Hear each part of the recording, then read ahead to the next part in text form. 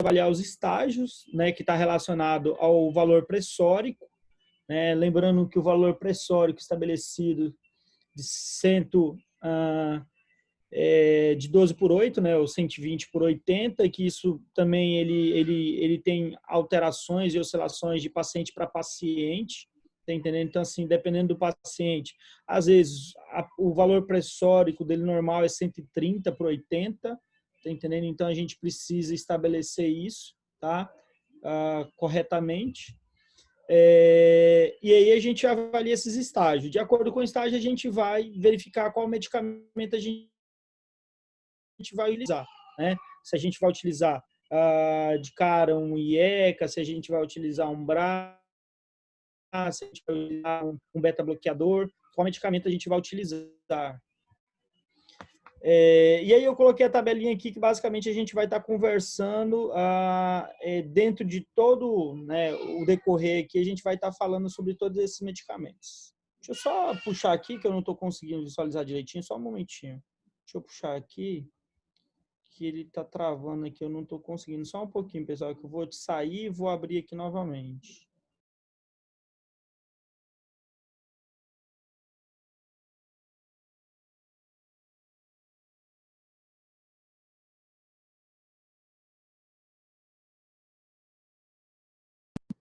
Cara da Karine. Felizona. Uai, por que vocês estão olhando os outros? Meu Deus, gente. Não pode, não. É regra, se ligar a câmera aí, ó, ninguém pode ficar vendo, não. É que uma beleza dessa não dá pra deixar passar. Ei, gatinha. Tava gata hoje, hein? Que isso? Só saí pra comprar comida. Vamos fazer figurinha, hein? Eu sou muito hétera, eu pego e buzino ainda, baixo o vidro e chamo de gatinha. Então, vamos lá, pessoal. Então, porque estava travando aqui para mim, não estava conseguindo enxergar. Então, vamos lá.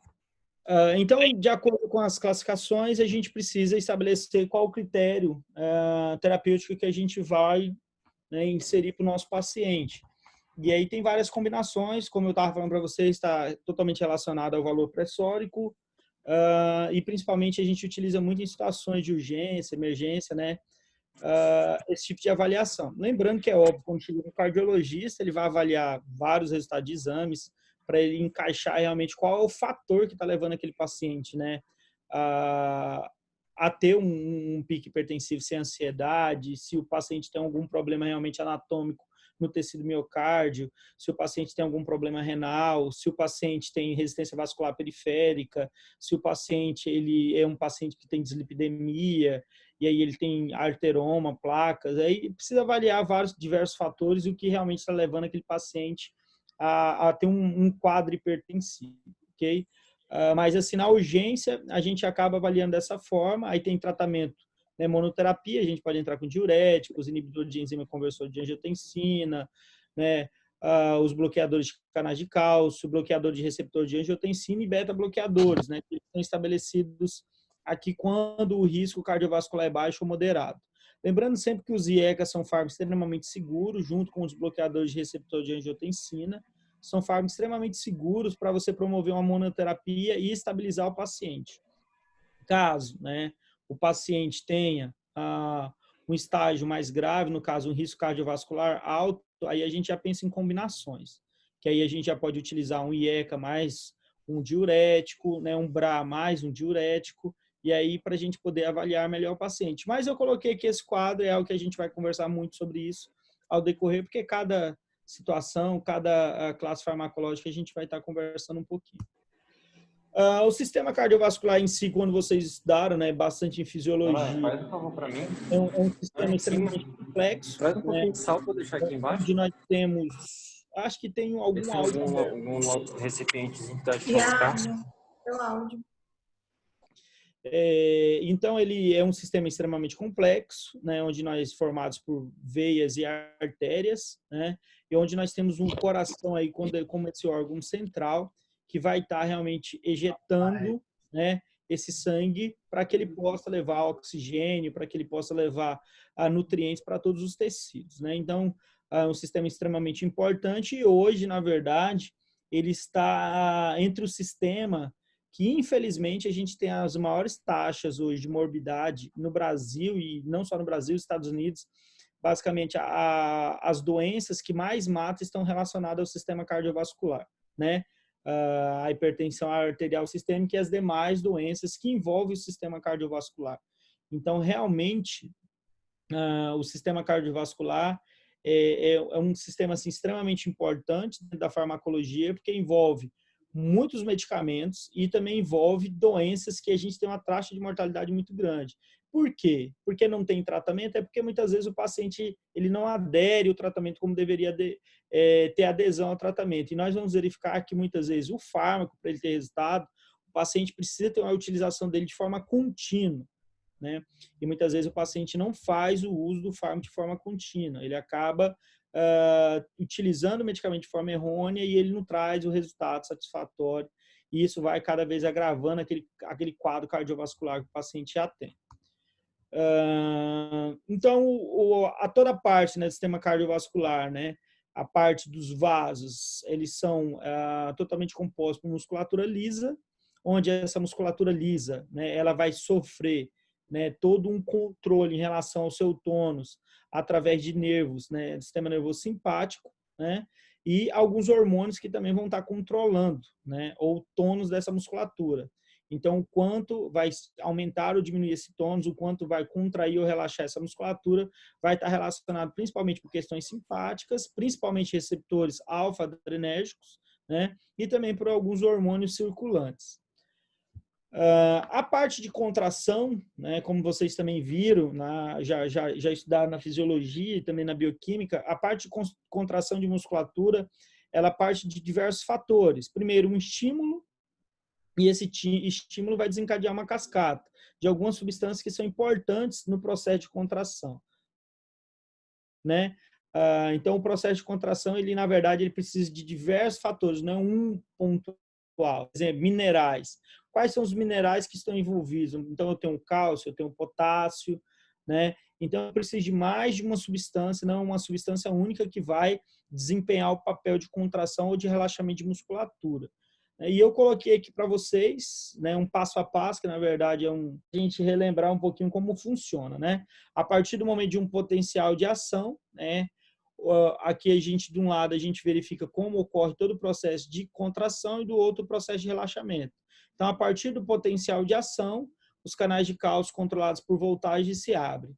Lembrando que nós temos canais em membranas celulares, canais tanto dependentes de ligante como dependente de voltagem. Nesse caso aqui é um canal dependente de voltagem. O próprio íon cálcio, ao se aproximar do canal, ele promove essa abertura. Então, os canais de cálcio controlados por voltagem eles se abrem, né, e o cálcio entra para o interior da célula, né? Então, aumentando a concentração de cálcio no interior da célula. Essa concentração de cálcio intracelular induz a liberação, né, dos canais de cálcio presente relacionado ao retículo sarcoplasmático, né? Então, esse cálcio vai ser liberado também, aumentando ainda mais a concentração de cálcio intracelular.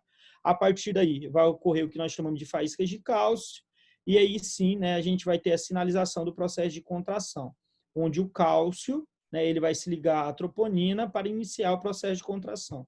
Aquela mesma troponina que na cardiologia a gente utiliza ela como um marcador para avaliar qualquer tipo de lesão, né, de musculatura cardíaca, né? Por quê? Porque quando a gente tem uma lesão de uma célula, exemplo, essa célula, por algum motivo, o paciente infartou, e aí rompeu-se essa membrana. Então, libera essa troponina, ela vai estar presente no plasma. E aí, através de exame laboratorial, eu doso essa troponina. Então, obviamente, se a troponina estiver aumentada, é porque houve uma lesão de uma célula, onde essa célula, óbvio, é uma célula cardíaca. Então, eu sei que esse paciente sofreu um infarto, e aí eu consigo avaliar a extensão da lesão. Só para a gente ligar que a troponina, ela é um marcador cardíaco, né? Ela é um exame que a gente consegue avaliar esse fator, tá? Depois do processo de relaxamento, né, quando ocorre o processo de relaxamento, esse cálcio se desliga da troponina, depois, né, ocorre um bombeamento desse cálcio, né, da forma intracelular para a parte extracelular, havendo uma troca de cálcio por sódio, e uma parte desse cálcio também ele vai ser rearmazenado ali no seu retículo sarcoplasmático. Então, aqui é só mostrar aquilo que vocês já sabem em relação à contração e relaxamento, para que depois a gente vai entender, né, que alguns medicamentos interferem nessas vias também, principalmente para aumentar, né, o intervalo QT, para interferir sobre o platô, né, e a gente vai verificar que alguns medicamentos interferem sobre essas. Os fármacos, eles podem, né, como eu falei, atuar sobre sistema vascular de diversas formas. Então, o fármaco ele pode interferir sobre a hipertensão, a pressão arterial sistêmica de diversas formas. Uma delas, né, é sobre a resistência vascular sistêmica, total ou periférica, né, que é um dos principais determinantes da pressão arterial. Então, nós vamos verificar que existem medicamentos que interferem sobre esse fator. Exemplo, os bloqueadores do receptor de angiotensina, os inibidores da ECA, os próprios diuréticos, eles interferem sobre resistência, porque se você diminui volemia, né, você diminui volume, consequentemente, você diminui a resistência dentro dos vasos. Tá? Então, esse é um fator importante. Complacência da aorta e reflexo de onda de pulso, né? A gente vai ver que existem alguns fármacos que interferem, né, sobre esse reflexo de pulso. Consequentemente, eles vão interferir, né, na parte também do controle da hipertensão arterial sistêmica, principalmente em paciente CC ou paciente com angina. Também em relação ao tônus venoso e o volume sanguíneo, né? Esse tônus, a gente vai ter alguns antagonistas de receptores alfa-adrenérgico que interferem sobre esse fator, e arteroma e trombose também, né? São fatores, óbvio, importantes, tanto que paciente pós isquemia ou para prevenir isquemia, eles acabam utilizando alguns antiagregantes plaquetários, né? Como ácido acetil salicílico, né, hidrato de clopidogrel, que são medicamentos que interferem sobre ateroma e trombose, né, que estão relacionados também. Aqui agora nós vamos ver alguns vasodilatadores, como eu falei para vocês, na farmácia. Oi, pode falar. Professor, só uma dúvida. O senhor poderia me explicar o que é resistência vascular periférica, que eu fiquei na dúvida? Beleza. A resistência vascular periférica é a resistência que o sangue sofre ao passar, principalmente por pequenos vasos de menor calibre, né? Nós sabemos que existe uma resistência normal, o sangue ao passar através dos vasos. O vaso, ele tem um determinado calibre, o sangue é o líquido a qual está fluindo, está percorrendo através desse vaso. De acordo com o volume, né, que eu tenho de sangue e o calibre desse vaso, eu vou exercer uma pressão. Se eu tenho maior volume, eu acabo exercendo maior pressão dentro desse vaso. Se eu diminuo o volume, eu consigo diminuir a pressão. Automaticamente também eu diminuo a resistência. Por quê? A resistência nada mais é que o atrito que o sangue ele vai sofrendo ao passar e ter contato com o endotélio. Tanto que, né, quando o paciente, normalmente, ele tem picos hipertensivos, e um paciente que não controla a pressão, e ele passa muito tempo aí com pressão 16, 17, no caso 160, 170, 180, igual tem muitos pacientes que passam, 190, com o tempo tende a ter microlesões nesse endotélio vascular. Por quê? Por causa do atrito do sangue com a parede desses vasos, com essas células que, né, revestem esse vaso. Então, a gente vai ter esse atrito. Então, a resistência nada mais é que, né, a dificuldade que esse sangue tem de fluir em função dessa pressão excessiva, né? Então, por isso, que quais são os fatores que a gente promove para diminuir essa resistência? A gente utiliza fármacos que faz vasodilatação, então você aumenta o calibre do vaso e você faz com que o sangue, agora ele consegue fluir com menor resistência e você diminui o volume, né? Porque você entra com diurético, o paciente urina mais, aumenta a diurese, ele perde sal, perde água, você diminui o volume. Então, você dilatou o vaso e você diminuiu também o volume. Então, consequentemente, você diminui essa resistência do sangue ao fluir através desses vasos, certo? E aí, periférica, porque a gente normalmente está falando em vasos periféricos, né? Então, vamos lá, continuando. Então, Então, aqui nós vamos entrar realmente no que eu estava falando, né, desses vasodilatadores. E aí nós vamos verificar que os vasodilatadores, nós podemos ter várias classes diferentes que têm ação vasodilatadora, né? Nós vamos falar de algumas agora e depois a gente vai estar sempre introduzindo. No final também eu vou trazer uma classe separada, que ela é considerada vasodilatadora, mas ela está entre aqueles demais medicamentos que eu falei, que na verdade metildopa, né? Acaba sendo bastante utilizado também em função da eclâmpsia, pré-eclâmpsia, porque é um medicamento extremamente seguro em função da gestação. Mas nós vamos conversando aqui, depois eu vou explicando para vocês, tá? Então, dentro desses vasodilatadores, eu tenho mecanismos diferentes, distintos, que conseguem promover essa vasodilatação, né? Alguns antagonistas, né, de receptor AT1, que são os BRA, né? Ele pode ter alguns nomes de classe diferentes, exemplo. Quais são os fármacos antagonistas do receptor AT1? Ou bloqueadores de angiotensina 2 é a mesma coisa, é a mesma classe. Dependendo da literatura do artigo, ele traz com um nome diferente. Mas eu falar assim, antagonista do receptor AT1 ou bloqueador do receptor de angiotensina 2 é sinônimo, tá? Então, é a mesma classe. Losartana, valsartana, sartana, aqueles que a gente já tinha conversado lá na abertura do caso. Depois nós temos os inibidores da ECA, né? Os inibidores da enzima conversora de angiotensina. Os inibidores da ECA são, acho que, os mais conhecidos, né? Em função do captopril. Né? Então, os inibidores da ECA são medicamentos extremamente conhecidos, que nós vamos estar conversando aqui, tá? E eles ainda são amplamente utilizados, né? Não são apenas bastante conhecidos, como ainda são amplamente utilizados, né? E, óbvio, eles têm como finalidade diminuir a formação de angiotensina 2.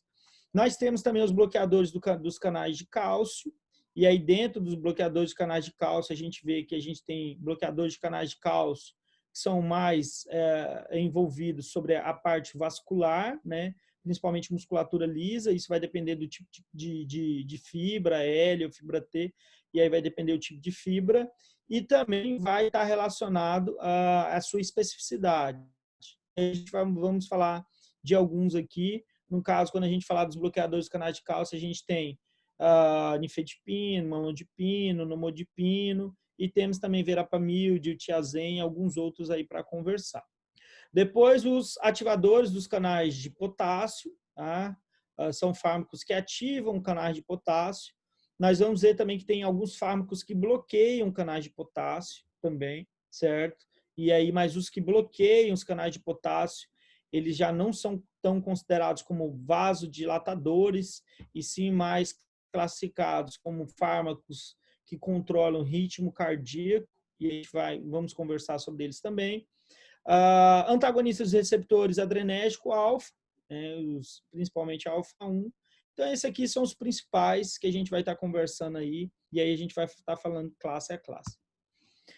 Então, vasodilatadores de ação direta, né? Então, os alvos sobre os quais esses fármacos agem para relaxar a musculatura lisa vascular incluem os canais de cálcio, dependentes de voltagem, na membrana plasmática, os canais do retículo sarcoplasmáticos, né, de liberação e recaptação de cálcio, e as enzimas que determinam a sensibilidade das proteínas cronotrato cálcio. Então, aqui a gente tem, né, os vasodilatadores que a gente chama de ação direta, que eles estão relacionados, né, aos canais, dependente de voltagem, os canais de cálcio, tanto canais presentes em membrana, como canais que estão lá no retículo sarcoplasmático.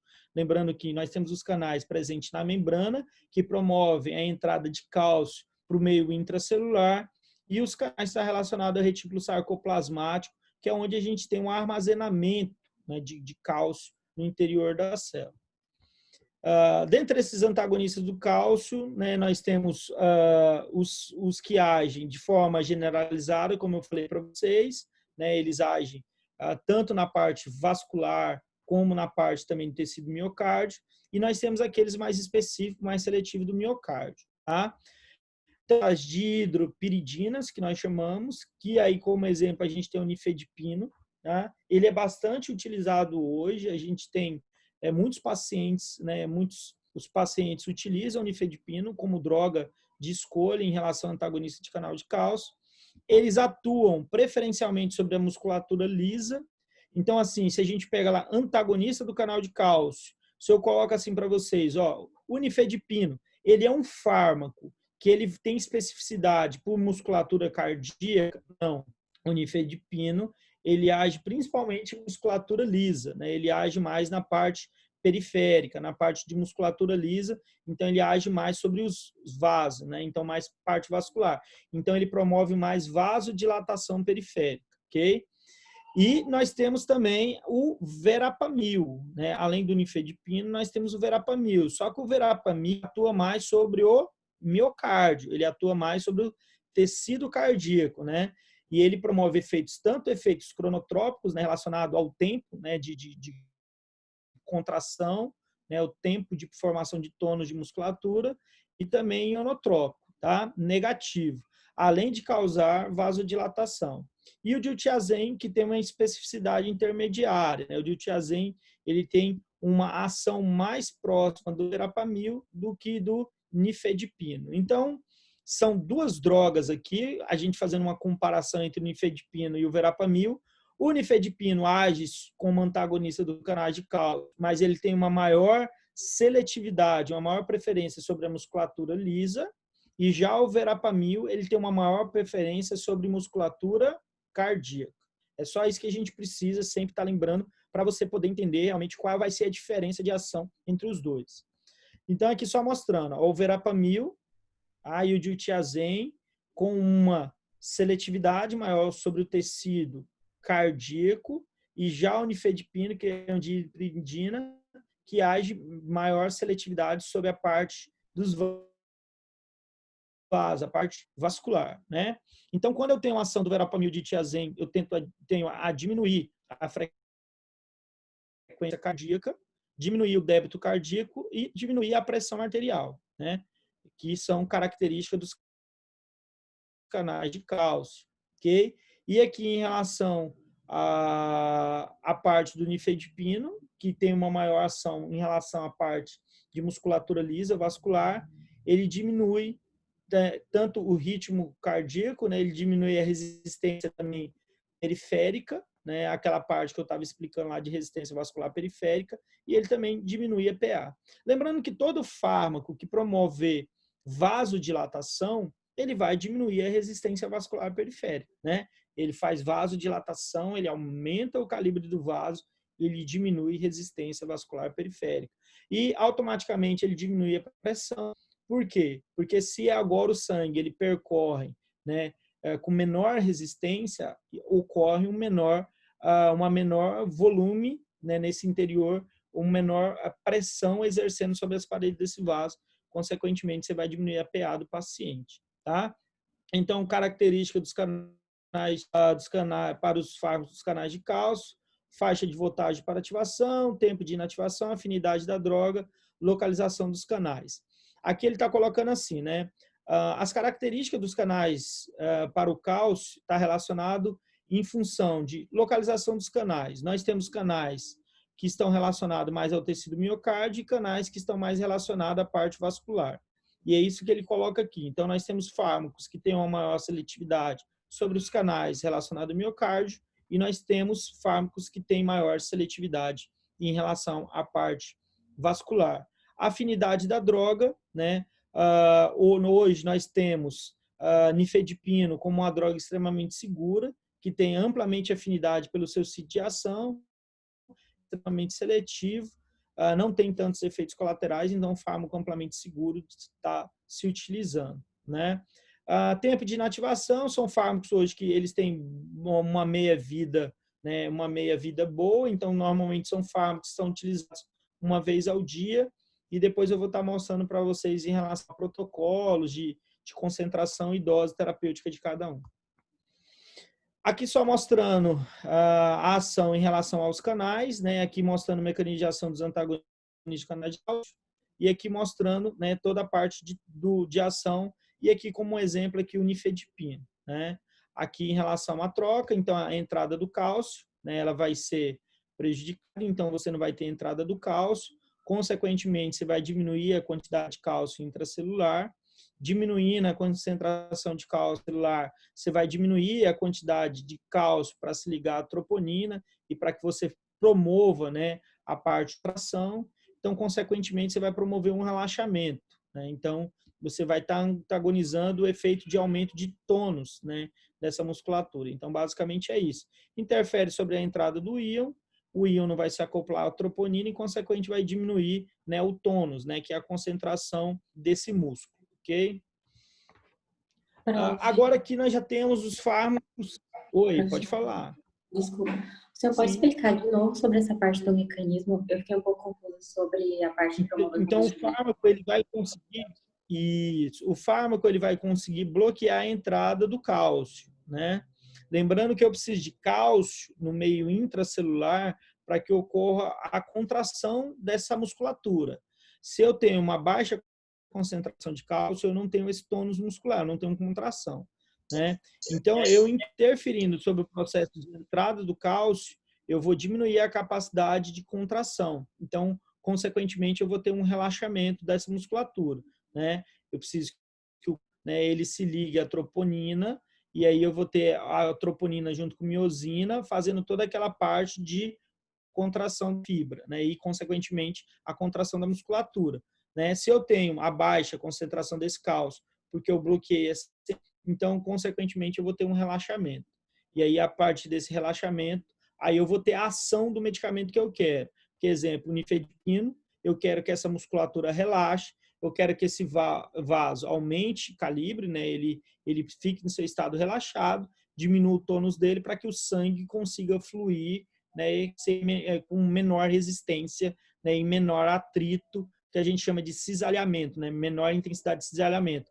Que esse cisalhamento que a gente chama é quando o sangue fica, né, de forma, como eu posso falar assim, com muita passando pelo endotélio vascular. E isso vai formando aquelas microlesões que eu falei para vocês. E isso é um processo inflamatório.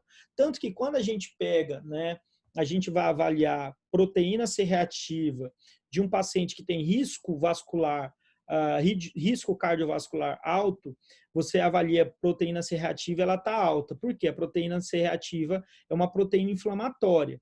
E aí, quando ela está alta, por quê? Porque esse paciente vem tendo essas microlesões, né? Ele vem tendo esse processo inflamatório constante à parte vascular.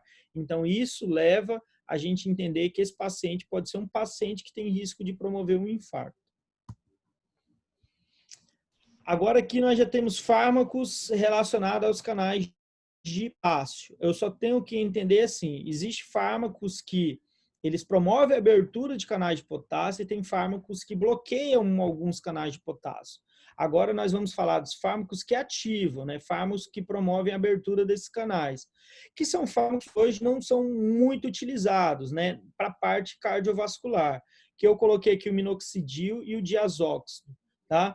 Não são fármacos amplamente utilizados. Hoje o minoxidil ele é mais utilizado para insurtismo, ele é mais utilizado principalmente para a parte estética, principalmente em loção, para barba, para couro cabeludo, tá entendendo? Para crescimento de cabelo. Ele não é tanto utilizado em função da parte da cardiologia. Eu coloquei ele, um fármaco ainda que ele está presente na literatura com essas funções, mas hoje você não vê esse tipo de prescrição. O que a gente vê são indicações em função mais de parte de estética, parte dermatológica e não na parte de cardiologia. Mas eu coloquei aqui porque vocês pegando a literatura lá e for dar uma olhada, esses fármacos vão estar presentes.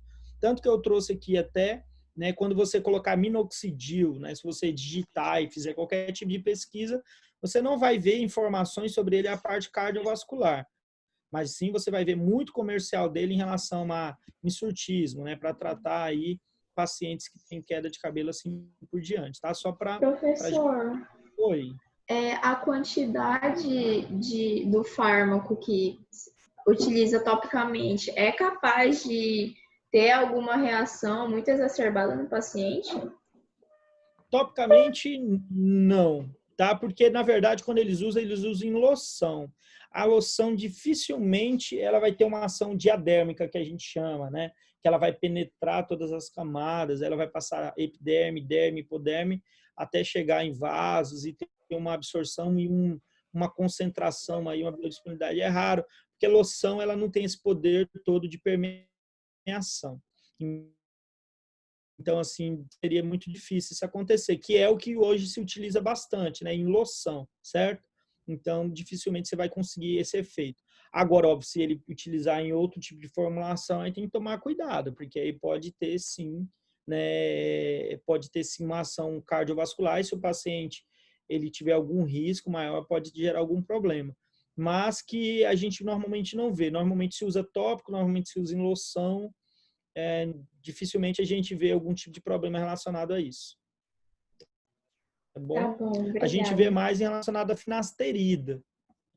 A finasterida ela é um fármaco para também tratamento de calvície, tá? Só que a finasterida é utilizada de forma oral. E a finasterida ela traz sim alguns efeitos colaterais, né? Ela diminui o libido, ela gera uma azoospermia, ela gera alguns efeitos assim bem considerados, né? E aí normalmente o paciente não usa por causa desses efeitos, né? Diminui muito o volume do sêmen e também até o volume do líquido prostático, e aí o paciente fica com muito medo, normalmente prefere não utilizar. Mas é um outro fármaco com outro mecanismo de ação que é a finasterida.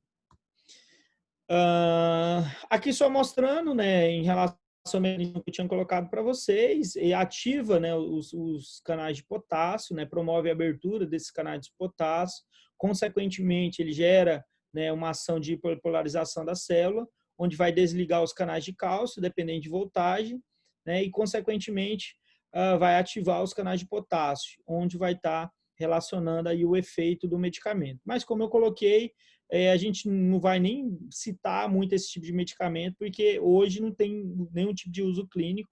Eu só precisava colocar porque realmente é um fármaco que está na literatura. Se vocês abrirem lá o UDMA ou o Hang, ele vai estar citando a ação desse tipo de medicamento. Aqui nós temos a hidralazina, né, que é um fármaco que esse sim a gente não é que nós temos uma quantidade de prescrição alta, mas nós temos prescrição desse fármaco. Né? A hidralazina é um fármaco prescrito, é um fármaco que a gente tem uma indicação bem concreta sobre ela, que no caso paciente grávida. Né? Da mesma forma que nós conversamos lá da metildopa, nós temos a hidralazina.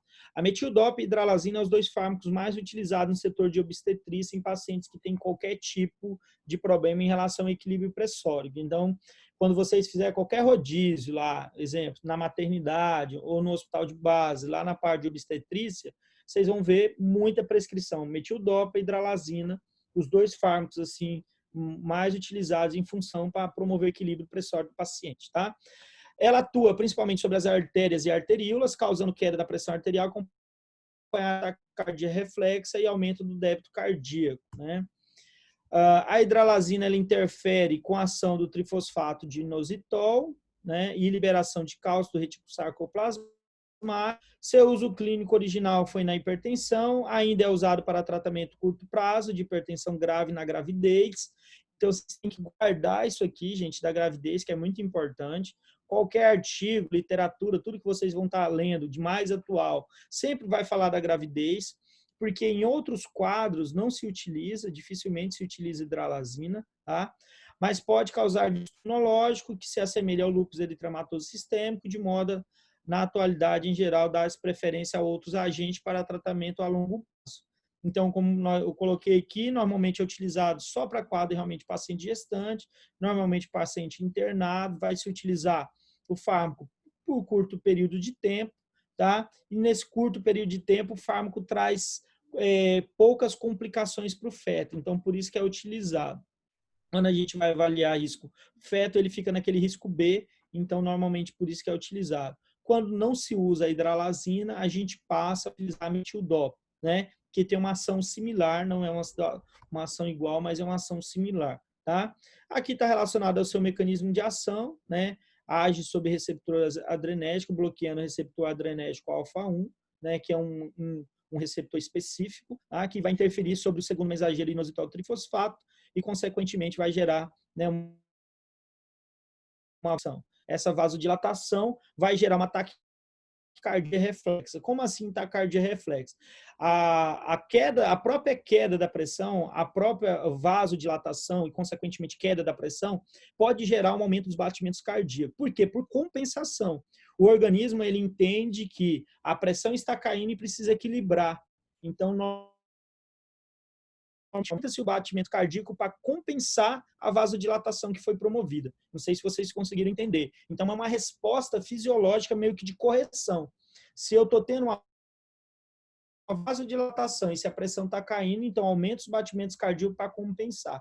Então, essa taquicardia ela é até esperada, óbvio que precisa ser controlada e óbvio que se a paciente tiver algum problema, ICC, alguma coisa aliada, para utilizar esse tipo de medicamento. Mas é um reflexo fisiológico do uso da medicação, tá? Aí é um reflexo esperado, ok? Então, vai promover uma vasodilatação, queda da resistência vascular periférica, queda da pressão arterial, né? O fármaco vai estar sempre ligando a esse receptor alfa-1. Aqui eu coloquei a mildarona, depois nós vamos falar também melhor, mais à frente da mildarona, né? A mildarona também age sobre os canais de potássio, só que a mildarona, ela entra naquele grupo que eu falei para vocês lá de antiarrítmicos, dos antiarrítmicos. Ela está lá dentro do antiarrítmico de classe 3. Né? A mildarona, ela age sobre os canais de potássio, mas ela não ativa os canais, né? Ela acaba bloqueando alguns canais de potássio. É um medicamento que ela é bastante utilizado até hoje, né, para controlar, né, alguns tipos de arritmia cardíaca, tá?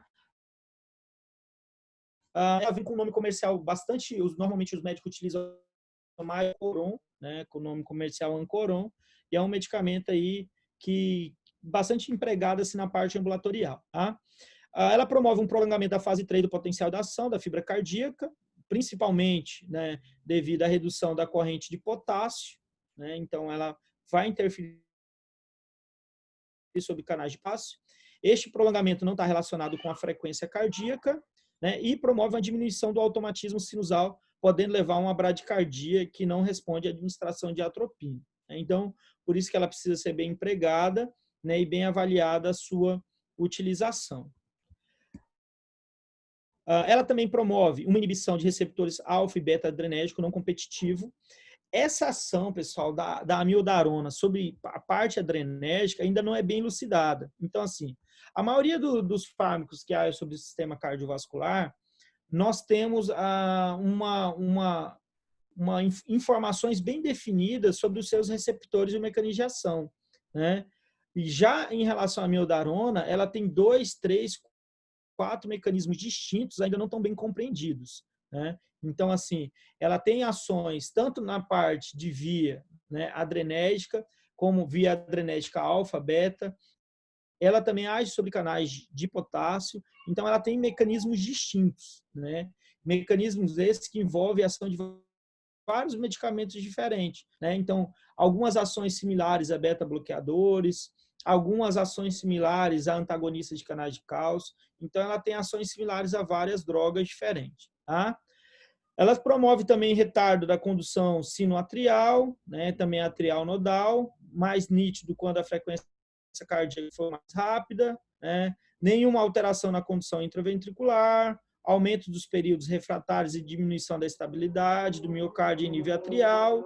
Então, aqui são alguns efeitos relacionados à amiodarona. Você vê que são efeitos bem genéricos, mas quando a gente vai avaliar diretamente, ela é mais relacionada quando a gente vai tratar a arritmia, principalmente a arritmia supraventricular. Tá? Então, se a gente for pensar assim, qual que é a principal, né, indicação clínica da amiodarona, está relacionada à arritmia supraventricular.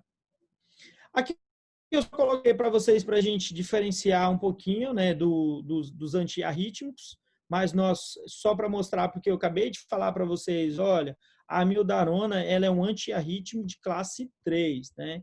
Então ela está presente aqui, ó, bloqueia os canais de potássio, né? Então, naquele dia eu coloquei para vocês lá em relação a uma introdução do caso, eu falei, gente, os antiarrítmicos são divididos em classe 1, 2, 3 e 4, né? Então aí eu mostrei para vocês lá os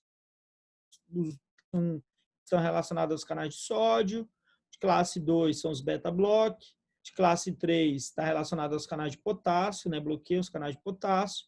O de classe 4, os canais de cálcio, que eu falei agora há pouco ali, verapamil, diltiazem, e alguns outros, né, que também são considerados antiarríticos, mas não entram nessa classificação. Que aí nós temos a digoxina, que ela é mais considerada um cardiotônico, né? Ela promove tônus de musculatura cardíaca, mas eu coloquei aqui só para exemplificar, porque a gente acabou de falar de um fármaco que se enquadra como bloqueador, né, um antiarrítmico, perdão, bloqueador dos canais de potássio. Aqui agora nós vamos ver alguns outros fármacos que também agem sobre vasodilatação e que eles são mais conhecidos, né? Nós falamos de alguns aí que não são tão conhecidos, não são os fármacos que a gente vê primeira escolha. Agora nós vamos falar realmente daqueles fármacos mais conhecidos, aqueles fármacos que normalmente são a primeira escolha de tratamento, né? Quando a gente pensa em resistência vascular periférica, quando a gente pensa em promover vasodilatação, que são os inibidores da enzima conversora de angiotensina, que aí entra o captopril, o enalapril, o rumipril, o lisinopril, né, que são os IECAs, ok? Então anotem aí, esses aqui vamos falar eles de uma forma mais aprofundada, porque realmente são fármacos muito utilizados, ok? E que vocês vão ver muito e vão prescrever bastante, né? Quem trabalhar em urgência, emergência aí, e vocês vão ver que quando vocês receberem pacientes com qualquer tipo de distúrbio aí em relação à parte pressórica, vocês vão usar muito esses medicamentos. Deixa eu só pegar aqui, pessoal, um copinho de água. Deixa eu só parar aqui, só para mim pegar um copo.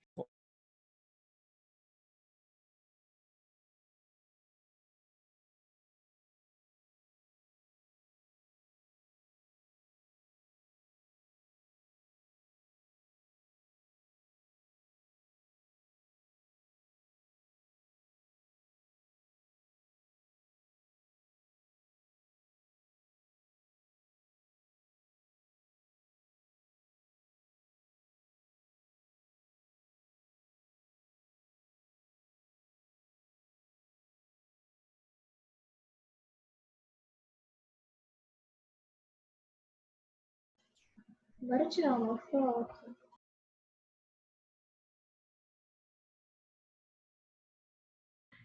É a tua cara, né, Ana? Pediu pra tirar foto. Toda vez. Ei, Mineiro, liga aí a tua câmera pra gente tirar uma foto.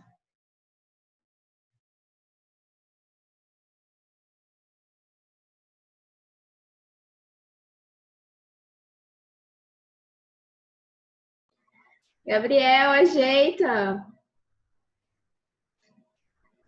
Falou em foto, eu já vou ligar a minha também.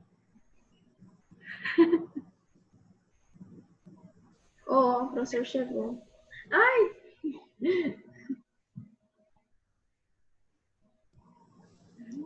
Peraí.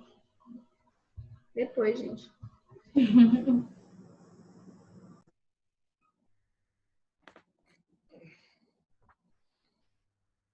Pessoal, então vamos lá. Então, os IECAs, né, como nós acabamos de falar, são os fármacos que conseguem interferir sobre o sistema renina-angiotensina-aldosterona, né? Eles conseguem inibir de forma competitiva a enzima que converte angiotensina 1 em angiotensina 2.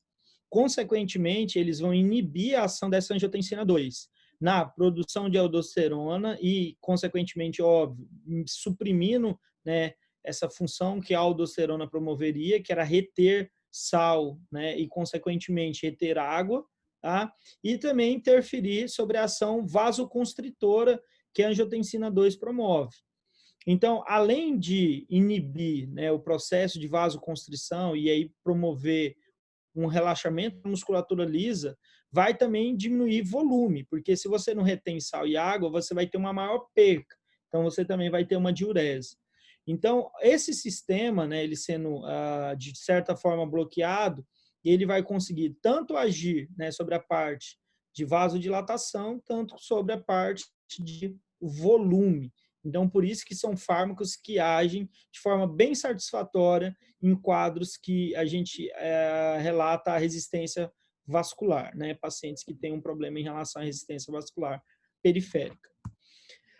Então, os inibidores da ECA, eles atuam na redução da angiotensina 2, levando a uma secreção diminuída de aldosterona, e como resultado pode ocorrer pequenos aumentos de potássio sérico, juntamente com perca de sódio e fluidos, né? Então, esse aqui é o conceito básico da ação da classe, né? Uma perca maior de sal e água, né? Um aumento do nível de potássio, que é um aumento muito baixo, né? Normalmente não tem significado clínico. Ele promove o processo, vai promover uma vasodilatação, porque você vai ter uma menor quantidade de angiotensina 2 ocupando o receptor AT1 vascular, e também vai diminuir uma diminuição da secreção de aldosterona. A enzima conversora de angiotensina, ela tem uma semelhança, né, quando a gente avalia a parte estrutural, né, uma semelhança com a bradicininase, que é a enzima que promove a degradação de bradicina, né? Então, quando a enzima conversora, né, de angiotensina ela é bloqueada, né, normalmente se bloqueia também essa bradicininase. Então, o captopril ele tende a bloquear as duas enzimas, né? Então, a enzima conversora de angiotensina, por ser idêntica à bradicinase, o captopril também, né, interferir nesse processo, ele vai interferir na degradação de bradicinina, provocando aumento das concentrações de bradicinina ou também aumentos de prostaglandina E2, né? E aí vem o que eu falei para vocês lá, quando a gente fez a abertura, o que leva o paciente a ter aquela tosse, né? Então, aqui a gente tem a bradicinina, né? Aqui a gente tem a ação dos IECAs, né? Então, ele vai interferir aqui bradicinina, haveria uma degradação da bradicinina. Se você não tiver essa degradação, você vai ter um aumento de bradicinina, aumento de prostaglandina e, consequentemente, você vai ter essa resposta de maior sensibilidade das vias respiratórias superiores, né? Uma hipersensibilização. E aí o paciente vai gerar aquela tosse seca, e vai gerar, obviamente, o desconforto no paciente. Professor, como é que a gente corrige? A gente tem que fazer a troca. Aí eu vou trocar o IECA, e aí eu vou utilizar um bloqueador de receptor AT1, que está aqui. E aí eu uso um bloqueador de receptor AT1, caso uma losartana, valsartana, qualquer um da classe. Então eu troco para que o paciente não venha ter esse problema. Todos os pacientes vão apresentar? Não. Mas existe uma quantidade até que significativa, existe, né? Uma pequena quantidade, mas existe uma quantidade significativa. O importante é o médico saber que esse efeito acontece em função do medicamento. E quando acontecer, você fazer a troca. Não tem problema nenhum. Você prescreveu, né? Era um paciente, chegou no seu consultório, um paciente SUS, posto de saúde.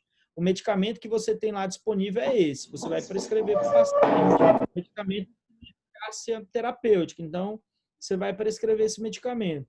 À medida que o fármaco gerou esse efeito colateral no paciente, você retira e verifica se lá no posto tem uma losartana para o paciente. E aí troca pela losartana, que normalmente tem, porque a losartana também faz parte da renana.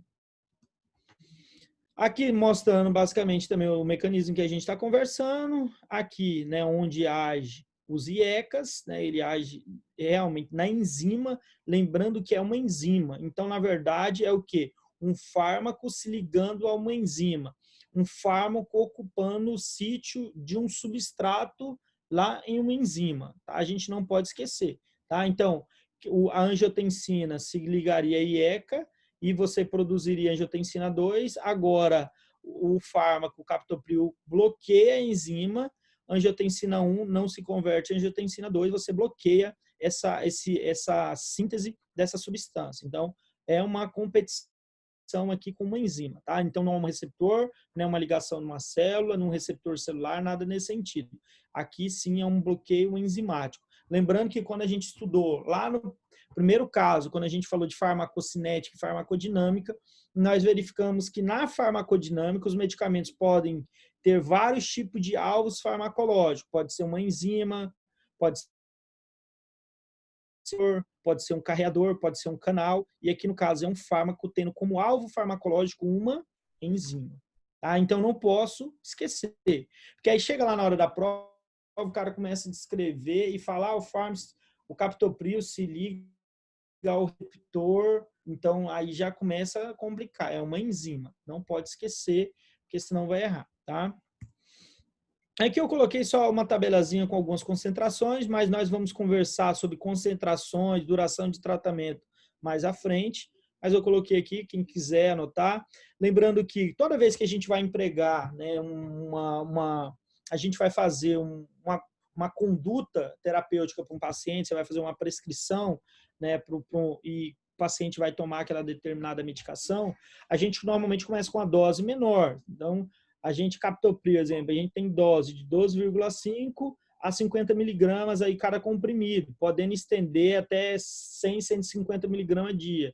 Então, normalmente você começa com comprimidos de 25 miligramas, né, vai avaliar a resposta do paciente, depois aumentar essa dose, exemplo, a 50 miligramas. Então, você vai trabalhar sempre ajustando a dose, sempre começando com doses menores e você vai ajustando essa dose. Da classe aí dos IECAs, o mais conhecido, obviamente, é o captopril, mas hoje existe uma prescrição muito grande de enalapril, né? Ele é um profármaco, um medicamento que tem uma meia-vida melhor, né? Ele tem até uma menor toxicidade, ele tem menor reações adversas, um medicamento muito bom, e também o ramipril, né? Que também é um medicamento aí bastante seguro, tá? Então, são os três mais utilizados: captopril, enalapril, ramipril. Aqui só mostrando mesmo caixas, mas acho que todo mundo conhece, né? Só mostrando eles. E aqui a gente entra na classe dos antagonistas de receptor de angiotensina 2, ou bloqueadores dos receptores AT1, né? A gente pode ter ele de um conceito, outro, né? Sinônimo, a gente não muda nada, mas dependendo do livro, do artigo, às vezes traz o antagonista dos receptores de angiotensina 2 ou 2 do receptor AT1, né? Basicamente é a mesma cosita, né? Não muda nada. Então vamos lá. Esses fármacos, eles têm uma seletividade enorme sobre o receptor AT1. Eles não eles não se ligam, né, na verdade, ao receptor AT2. Então eles se ligam ao receptor AT1. Quando a angiotensina 2 ela se liga ao receptor AT1, ela promove vasoconstrição, né? Então o que acontece? Então imagine, vem lá a losartana, se liga aqui, bloqueia o receptor e impede que a angiotensina 2 se ligue. Então, na verdade, é um bloqueio. Então, por isso que é uma ação antagonista. Então, quando nós estudamos também lá na N1, ações da parte farmacodinâmica, os tipos de ligação, agonista, antagonista, agonista total, parcial, inverso, antagonista competitivo, não competitivo. Então, assim, a gente viu que quando é uma ação antagonista, é uma ação de bloqueio. Quando é uma ação agonista, é uma ação de ativação. Então, se esse grupo ele se liga de forma antagonista, ele antagoniza uma ação, então ele bloqueia uma ação. Então, é basicamente isso que a gente precisa lembrar, tá? Então, a losartana é o protótipo dessa classe, né? Ela se liga ao receptor AT1 de forma seletiva, né? Bloqueando o receptor, consequentemente promovendo aí uma vasodilatação, né? Estudos in vitro conseguem mostrar que a losartana é um metabólito ativo, né, bloqueia todas as ações farmacologicamente relevantes da angiotensina 2, independente da sua fonte ou da sua via de síntese. Por que aqui ele coloca independente da sua fonte ou da sua via de síntese? Porque essa formação de angiotensina do ciclo renina-angiotensina-aldosterona que a gente está falando, essa ação angiotensina 1, angiotensina 2, ela é no pulmão. Só que não é só no pulmão que a gente produz angiotensina 2. A gente produz angiotensina 2 em menores quantidades em outros tecidos. E aí ele está falando assim, independente se a produção da angiotensina 2 é pulmonar ou não, a losartana ela vai bloquear essa ação. Por isso que muitos artigos eles trazem que a losartana, por bloquear diretamente os receptores, ela tem uma ação um pouco melhor que os IECAs. Mas, quando a gente vai avaliar isso, mesmo in vitro ou em vivo, vai fazer estudo randomizado, não consegue demonstrar uma melhora ou uma potência maior tão significativa para justificar a classe ser realmente superior em resposta farmacológica. mas quando a gente vai avaliar fisiologicamente, realmente ela tem uma explicação, né? Porque nós não produzimos apenas a angiotensina 2 no pulmão. Então, nós temos outras vias de produção. Então, quando o captopril ele bloqueia ou qualquer IECA ali essa via, normalmente a gente tem outras vias de produção, que muitas vezes não são bloqueadas. E aí você continua produzindo uma concentração de angiotensina 2. Já os bloqueadores de receptores bloqueiam os receptores e eles bloqueiam a ação da produção de angiotensina 2 de qualquer via. Então é isso que ele está ilustrando aqui, né, para a gente. Diferentemente de alguns antagonistas peptídicos da angiotensina 2, a losartana não apresenta efeito agonista. Então, é aquilo que eu já tinha colocado para vocês, né? Todos os efeitos da losartana é bloqueio, é antagonizando os receptores, consequentemente promovendo seu efeito farmacológico, tá? E aqui mostrando a ação dela, né? A losartana ocupando o receptor AT1, certo? E impedindo que a angiotensina 2 se ligue, né? E aí o que vai promover uma vasodilatação, uma maior excreção de sódio, né? E aí diminuir as ações, né, que nós chamamos as ações simpáticas, né, as reações noradrenérgicas, né, principalmente sobre a parte vascular ou cardiovascular. Agora a nossa próxima classe é os beta-bloqueadores, ok? Só que aí eu vou dar uma parada aqui para a gente dar uma recapitulada no que a gente já conseguiu ver aqui hoje. Estão voltando. Olha o Gabriel aí. Eita, Gabriel. E a promessa, hein, Gabriel? Você falou que ia tirar só 10 para mim. Você pensa que... Promessa está sendo cumprida, professor. Estou aqui, ó, firme e forte. A Karina é prova. A Karina está rindo porque ela é prova. Ela viu ele prometendo, falou que só ia tirar 10. Ou não, Karina? Você está rindo, né? Porque você Ele sabe, tá né? lascado para cumprir isso aí. Eu sou testemunha, professor. Ei, Karine, parece aqueles bêbados, né? Que quando ele está bebendo, já está jogado no chão, promete tudo, eu nunca mais vou fazer isso. Eu amo todo mundo, né? É muito do Gabriel. No Rio não, tá, Cristóvão? No Rio do amigo não, Cristóvão. Ele prometeu, Cristóvão. Só Ainda bem que eu fiquei caladinha, pessoal, entendeu? Só então, escutei. hoje, né, essa parte aí que você não prometeu nada, né, Karine? Para mim, ela estava junto ali também, tinha entrado junto nessa promessa aí, hein?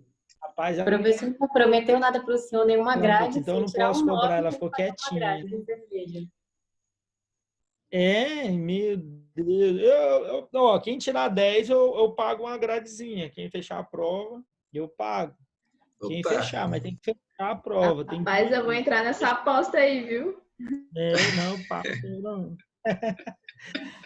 Pessoal, então essa é a parte. Professor, não esquece que a aula está sendo gravada. Então, assim, nós. Tá, não, pode gravar que a gente paga, não tem problema não. A gente paga essa aposta, sem problema. Qualquer coisa, o Pedro. Cadê o Pedro? Vou entrar também na paga para mim. Então, vocês viram a parte introdutória, gente. Alguns medicamentos que eu não sei se vocês já... O pessoal da Liga de Cardiologia já, porque eles deram aula para mim lá na Liga. Mas quem não tinha visto ainda, a gente viu aí alguns fármacos que nós utilizamos em algumas situações peculiares, né? Não são fármacos de primeira escolha. Algum exemplo, hoje praticamente você não utiliza minoxidil para tratamento cardiovascular,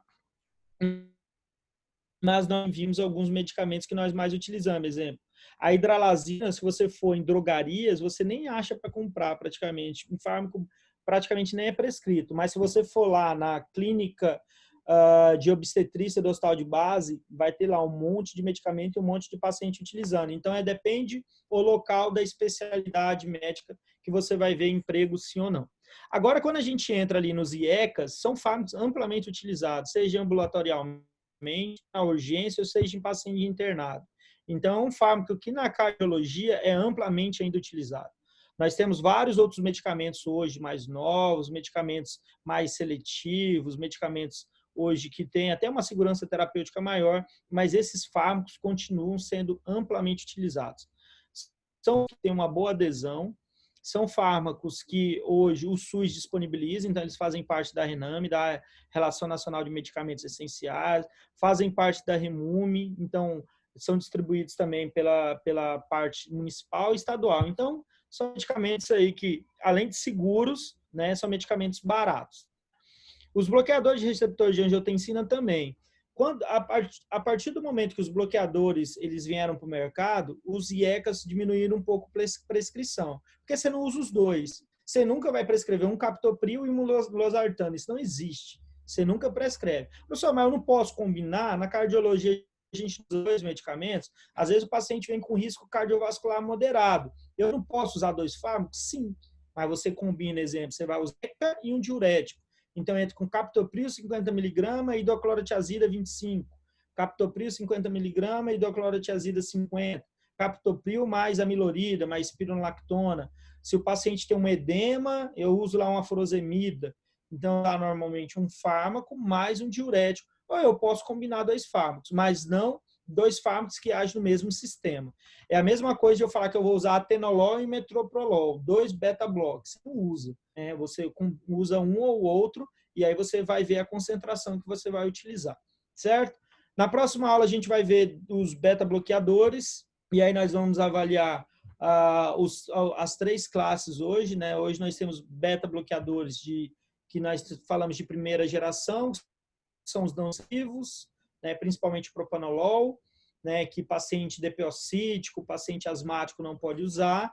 Depois nós vamos falar dos seletivos, aqueles que se ligam mais em receptor beta-1, propanolol, metoprolol, e nós vamos ver o de terceira geração, que são os beta-bloqueadores mais novos, que eles agem tanto em receptores beta como em receptores alfa, e que também agem sob óxido nítrico, né, promovendo vasodilatação, tá? E aí vamos afunilando aí nas outras classes, beleza? Tranquilo, gente, até aqui? Molezinha, né? Fácil, impossível. Show de bola? Perguntas, dúvidas? Quais são os da próxima aula que o senhor falou? Nós vamos entrar nos beta-bloqueadores. Beta-bloqueadores, eu acho que nós temos os diuréticos. E aí nós vamos falar de alguns outros fármacos aí que ficaram, como metildopa. Nós vamos falar desses aí. E aí quando nós terminarmos, aí nós vamos ver esses medicamentos dentro de alguns casos clínicos mais pequenininhos, curtos, né? Paciente assim assado usa o que? Tá. E aí casos bem curtinhos, mas não para vocês ficarem, para a gente responder junto, né? A gente colocar aqui, discutir rápido, a gente pode já ir afunilando, tá? Professor. Tranquilo, gente? Oi. No início da aula, o senhor falou sobre pedir troponina, né, para analisar a situação do coração. Além de troponina, qual outro que a gente pode pedir? Marcador cardíaco? Aí nós temos mais específicos hoje, troponina e mioglobina. Né? Assim, a gente são marcadores top, assim, né? A mioglobina, ela sobe mais rápido. Então, mioglobina, depois de 2 horas de um infarto agudo do miocárdio, mioglobina, eu já consigo avaliar a mioglobina. Né? Aí tem a troponina, ela demora em torno de umas 3 horas. E eu tenho o CKMB, né, que é uma das frações da creatinina fosfoquinase. Dentro das creatinina fosfoquinase, nós temos 3 isoformas. Né? A creatinina fosfoquinase MM e a MB. A MB é para avaliar miocárdio. Então, você vai pedir a MB quando você está avaliando miocárdio. Quando você está avaliando musculatura esquelética, você, por exemplo, atleta, você é uma médica fisiologista. Você trabalha com atletas. Aí, normalmente, a gente pede a CPK total, né? Que é a creatinina fosfoquinase total. Mas na cardio, a MB. Outros marcadores cardíacos, você pode pedir LDH, desidrogenase lática, mas não é seletivo, não é muito específico. Você pode pedir a própria CPK total, mas também não é seletivo. Você pode pedir transaminase oxalacética, que é o TGO, mas também não é seletivo. Então, hoje na cardiologia é mioglobina, troponina, CKMB. Esses 3 aí. Aí depende das situações, né? O paciente teve lá uma isquemia, algo, o paciente tem uma dislipidemia. E aí, às vezes, o médico quer avaliar também parte de cascata de coagulação, parte de tanto de formação de coágulo e tanto de degradação de coágulo. A parte de formação de malha de fibrina e degradação. Aí o médico pode pedir dedímero, fibrinogênio, pode pedir outros exames lá, mas aí já é uma outra situação. Certo? O que mais, crianças? Prof, aula passada, no final da aula, você estava falando sobre o uso de corticosteroide no tratamento da Covid, né? Daí eu fiquei pensando Como que você vai fazer esse uso de corticosteroide em um paciente que tem uma diabetes descompensada, por exemplo? Já que o uso de corticosteroide, eu tinha lido que ele aumentava um pouco a glicose do paciente. Como que faz?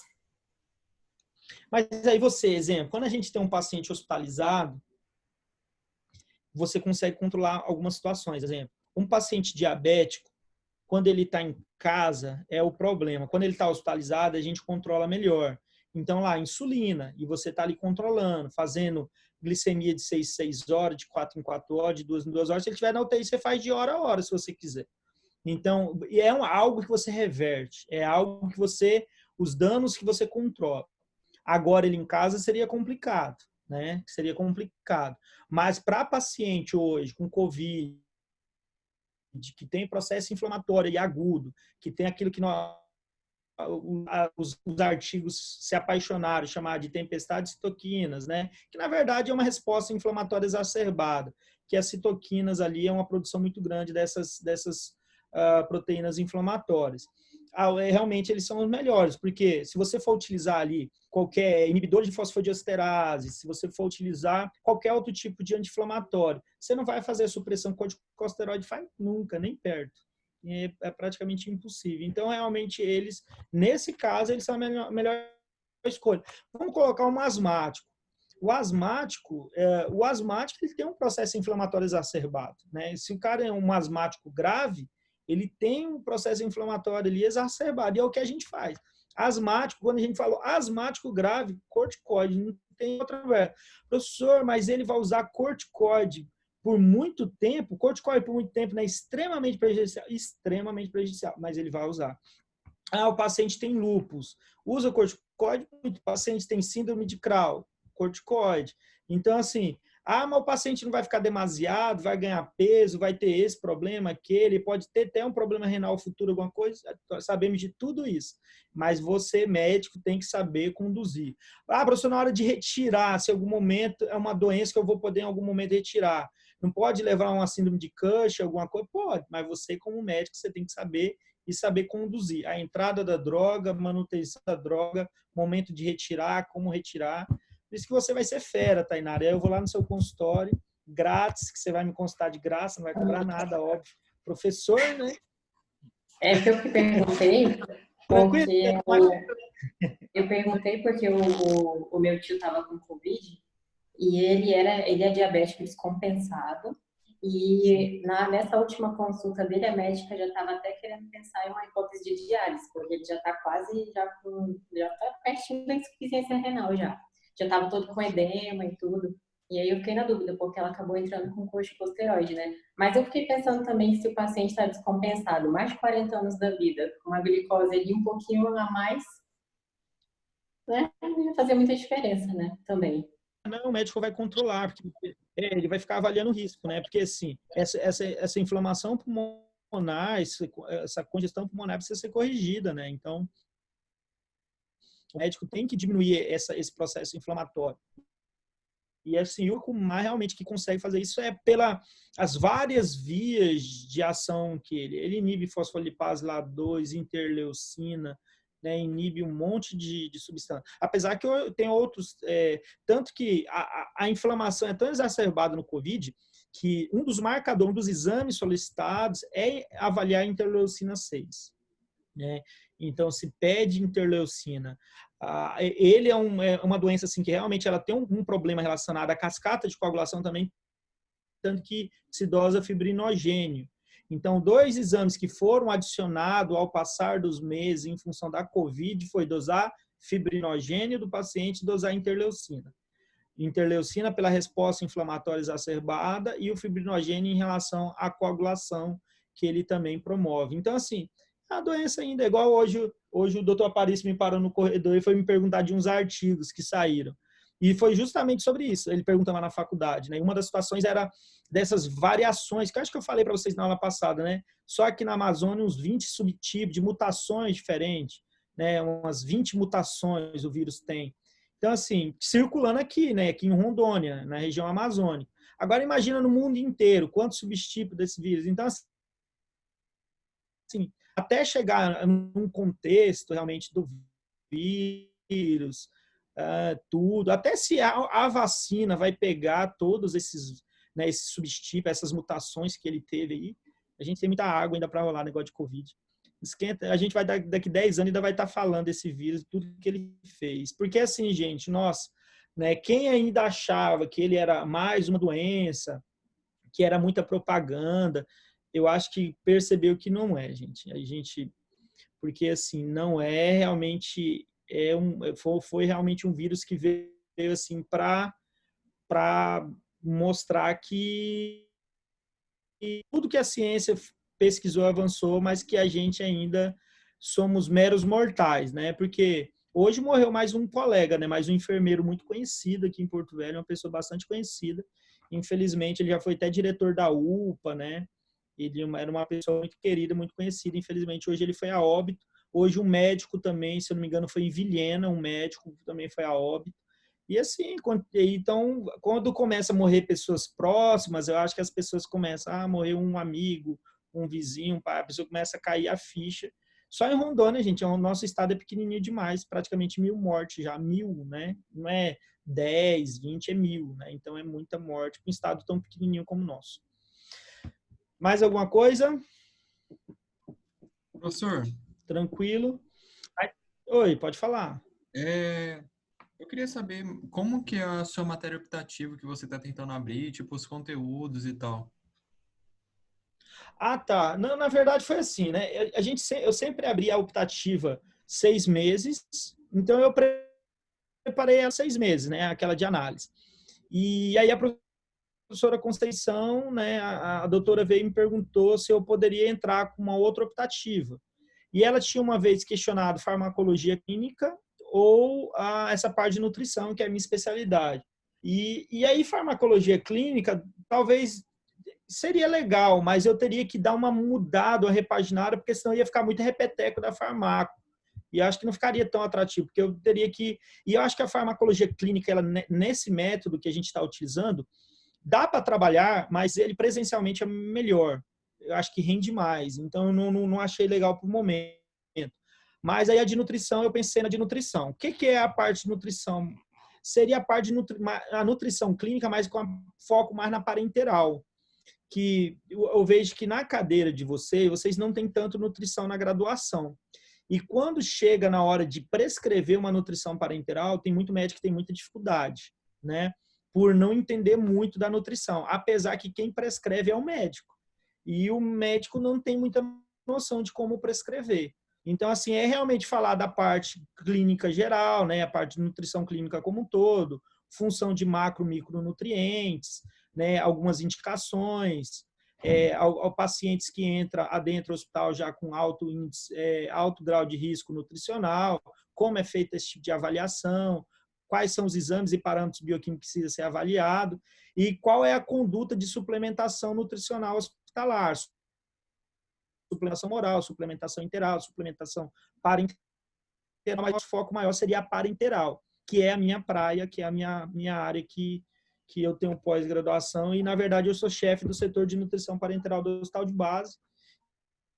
Então, na verdade, eu que coordeno essa parte lá do Base, nutrição parenteral, certo? Então, é essa área aí, beleza? Mas seria mais isso aí mesmo. Uma pergunta a respeito dessa sua aula optativa. Você só pode dar ela na quarta tarde, das 4 às 6? Porque tem meu grupo... Não, assim, a professora Conceição, né, ela colocou, e eu falei para ela assim, pode ser o mesmo horário, que eu sei que não tem choque. Agora, se vocês tiverem um outro horário, para mim, tranquilo, desde que também não tenha choque para mim. Né, o dia, para mim, é mais tranquilo, as noites são mais complicadas, né? Dia, às vezes, eu consigo encaixar mais fácil, né? Agora, à noite, normalmente eu tenho as noites mais cheias em função do curso de farmácia, onde eu sou coordenador, então acaba dificultando um pouco. Professor, beleza, gente? Você vai dar aula na B também, dessa optativa? Sim. Então talvez esse pessoal pode assistir com a B, né? Dependendo do horário. Pode migrar. A de vocês eu acho que é na quarta, né? E a deles é no sábado de manhã. Isso. Poderia juntar num horário só, vocês Mas a gente tem aula sábado também, aí já choca também. Tem que verificar. Verifique até com eles, com o Lucas. Eu estou assim no aguardo, né? Foi algo que ela me pediu e eu acho que semestre que vem, talvez eu vou até falar para ela colocar as duas de início, né, pro pessoal, as duas que eu acho que agora acho que tem muita gente que também já preencheu as horas, né? Aí eu falei até para ela, na próximo semestre deixa as duas para o pessoal escolher qual que eles querem, né? Porque às vezes tem gente que prefere essa área fazer, tem gente que prefere exames, né? Eu acho as duas importantes, porque eu acho que as duas, vocês não têm disciplina das duas, né? Vocês não têm uma disciplina sobre exames de laboratório, vocês não têm uma disciplina, assim, acho muito básica de nutrição. O médico generalista, ele não passa muito por nutrição, né? Quem vê muita parte de nutrição é o nutrólogo, óbvio, né? Que é a especialidade dele, né? Quem faz cirurgia, qualquer tipo de cirurgia, normalmente, para fazer cirurgia, tem que estudar nutrição, porque a avaliação pré-pós-cirúrgica, assim, a parte nutricional, ela é vital. E quem faz neonatologia e pediatria, né? A parte de neonatologia, nutrição parenteral na neonatologia é algo fundamental. Sim, não tem recém-nascido prematuro e nutrição parenteral muitas vezes é a salvação dele, assim, é algo importantíssimo. Tanto que existe o núcleo de nutrição parenteral no estado básico, cada UTI neonatal, que é algo importantíssimo. Certo, crianças? Mas vocês vão vendo aí e vão me passando que aí, se der também, no próximo semestre a gente tenta trabalhar com outra turma e a gente vai vendo, certinho. Tranquilo? Fechou todo mundo? José Henrique tá ali também, Luana Goraieb, todo mundo. Pessoal, deixa eu só tirar uma foto aqui. Pessoal, abre aí, pessoal, só para me ver. Vocês estão dormindo, tem gente que nem tá na aula mais, rapaz, esse negócio de... Eu vou proibir de fechar a câmera, hein? Ô, prof, eu tô aqui, só que minha câmera não funciona. Conversa agora. Não Ninguém tem acontece na nossa, não. Tô te falando, o computador é muito velho. Ai, que lindos! Olha.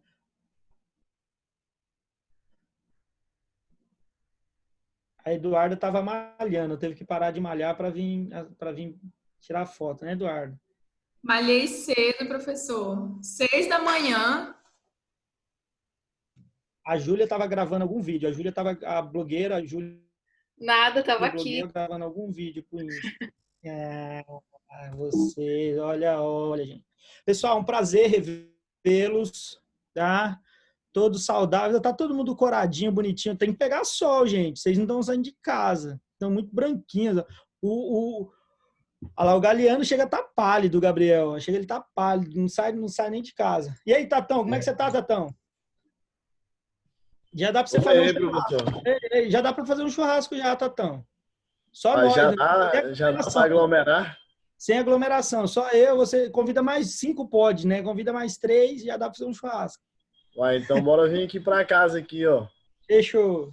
Convida só quem tirar 10, professor. Valeu. O Gabriel vai tirar 10. Pode chamar o Gabriel, tá, Tatão? Ele, certeza. Eu posso reprovar ele se ele não tirar 10. Então ele é... Toma essa caixa, hein, Gabriel? Fechou. Gente, tchau, tchau. Tchau, tchau, professor.